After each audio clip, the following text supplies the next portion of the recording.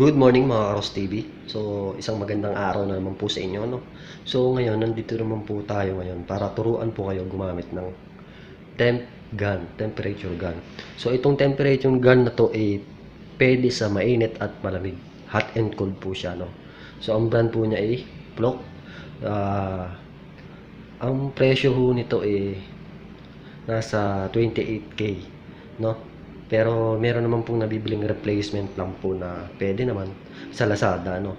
So ito kasi may kailangan natin ng accurate temp nakuha. So itong temp gun na to ang purpose naman nito para makuha niya yung temperature na gusto mong kunin. Kunwari, ayan pong aircon na yan.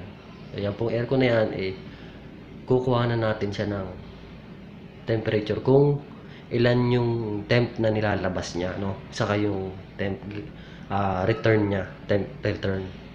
So ngayon, nakikita niyo po kung paano gamitin, ano? Ito po meron parang baril siya, no?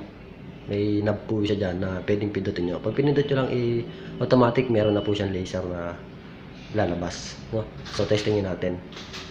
So ito kasing temp gun na to talagang applicable talaga to pang aircon, no? So ayan, testing natin, no? So ayan,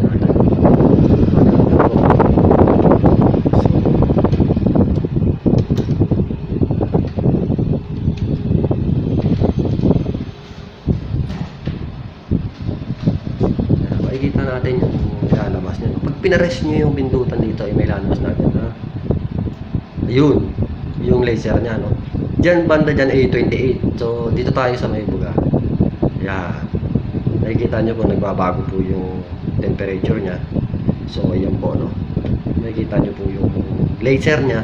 Yun po yung nagsesense ng temperature, no? Siya po yung kahit po malayo siya, distant yung makuha mo yung temperature, no? Advantage po ito talaga sa air conditioning. Kahit sa mga electrical, no? Makukuha na natin ng tamang temperature ang mga breaker kung mainit ba o para rin makaiwas sa sunog, no? So napaka-importante po talaga itong temperature na to. So ayan, nakikita nyo kanina nasa 26, ngayon 21 na lang po siya, no? Ibig sabihin bumababa yung temperature niya, lumalamig siya, no? So ang lamig ng buga niya, ayan, no? Nasa 20 na po yung temperature niya, 20 degrees na siya, no? So bababa pa yan, ayan, bumababa po siya. So pag nakapress lang po yung pindutan niya, nakapress lang po. So nakapress lang po siya. Kailangan kasi para ma-sense niya yung temperature. Pag pag tinanggal niyo po yung daliri niyo diyan, may hold po siya na ilang seconds lang, no? Makikita niyo, naka-hold lang siya. So yan, 18 na yung buga niya, no? 17 na, sobrang lamig na po niyan, Karos TV. So ito rin pong temp na to nakakatulong din sa mga customer natin, no? Kasi merong customer na malamig na yung aircon niya, so sinasabi pa rin na hindi daw, no? So pwede natin to ipakita. So kuha na mo lang ng temperature, makakatulong to ipakita nyo lang to kay customer na yan po ma'am, yung binubuga ng aircon nyo banlamig naman po. So natural lang na natural lang naman po yung lamig niya. Okay naman. So yan, 16 na siya, sobrang lamig na yan. Sobrang lamig na ng binubuga niya. So ngayon, para makita mo yung room temperature niya, ayan, naka-hold na po, ano, sinubukan ko na yan, hold.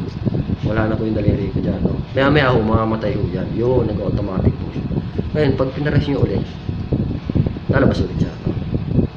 Ayan, makuha niya ulit yung time, exact time na nilalabas ng unit niya.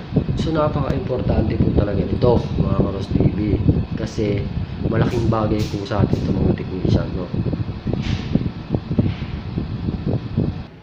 So yun, no, mga Karos TV, no? So meron naman pong nabibili nito na sa Lazada. Pwede na po yun kasi kumbaga pang formal lang sa ating mga technician, no? Para lang meron tayong idea. Kasi once na pumunta tayo customer, pwede nyo tutukan agad ito para makikita nyo agad yung lamig kung mawawala, diba? Alam nyo na agad kung may sira o wala. Para rin, kunwari maglilinis kayo, kuha na mo muna ng temperature, before mo linisin, tapos kunin mo yung after ng temperature, before and after, no? So kung may pagbabago man, so doon pa lang magtataka ka na, no, kung mayroong problema ang aircon mo. So ang laking tulong po talaga nito, mga Karos TV, no? Pwede rin to sa mga babies. Hindi mo na siya lalagyan ng yung nilalagay sa thermometer ba yun na nilalagay sa kilikili. Ito, itutok mo lang siya sa leeg, then kuha mo na agad yung temperature ng baby mo kung may lagnat o wala, ano. So ang laking tulong nito, kaya hindi ka na magpapakahirap, tutok mo lang yan, kahit malayo, hindi mo na siya hahawakan. So ayun ang pinaka-advantage po nitong temperature, napakaganda. So ito kasi yung Fluke is international brand, no, kaya medyo accurate talaga to. So napakaganda nitong brand na to. So yun lang po, mga Karos TV, sana po makapagbigay po ako sa inyo ng idea, at sana hirit din po mai-apply nyo rin po to sa inyo at sa iba. So maraming salamat po. So, huwag nyo pong kakalimutan i-like, i-share, and subscribe na rin po para po kahit papaano po malaking tulong na po sa akin yan, no? So maraming salamat po. Muli, ako po si Ross ng Ross Air Reconditioning Services. So maraming salamat. God bless.